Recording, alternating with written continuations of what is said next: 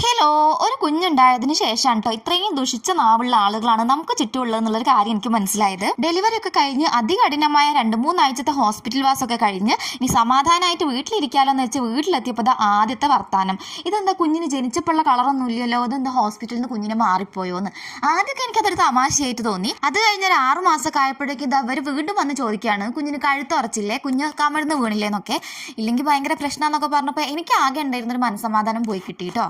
അതിൻ്റെ ഇടയിൽ കൂടി കുഞ്ഞിനെ കാണണമെന്നും പറഞ്ഞ് വീഡിയോ കോളും ചെയ്തിട്ട് ഫോണിലേക്ക് നോക്കാത്ത കുഞ്ഞിനെ കണ്ടിട്ട് ഇതെന്താ കുഞ്ഞിന് കോങ്കണ്ടാണോ എന്ന് ചോദിച്ച ആളുകളും ഉണ്ട് കേട്ടോ. എന്തായാലും ചോദ്യങ്ങൾ തുടർന്ന് അവസാനിച്ചില്ല കേട്ടോ. കുഞ്ഞിന് 1 വയസ്സൊക്കെ ആയപ്പോൾ വന്നിട്ട് അയ്യോ കുഞ്ഞാകെ മെലിഞ്ഞു പോയല്ലോ, കുഞ്ഞ് ചിരിക്കുന്നില്ലേ, കുഞ്ഞ് സംസാരിക്കുന്നില്ലേ, പല്ല് വന്നില്ലേ, അച്ചാന്ന് വിളിക്കുന്നില്ലേ, അമ്മേന്ന് വിളിക്കില്ലേ എന്ന് പറഞ്ഞിട്ട് ഒരേ മനസ്സമാധാനം കളയലായിരുന്നു കേട്ടോ.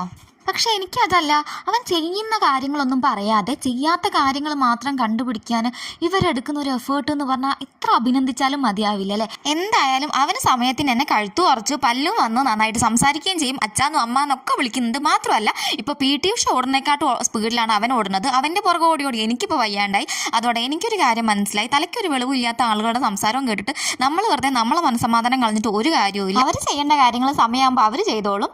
നമ്മൾ സന്തോഷമായിട്ടിരിക്കുക, സമാധാനം ആയിട്ടിരിക്കുക. അത്രയേ ഉള്ളൂ. Tata, bye, see U.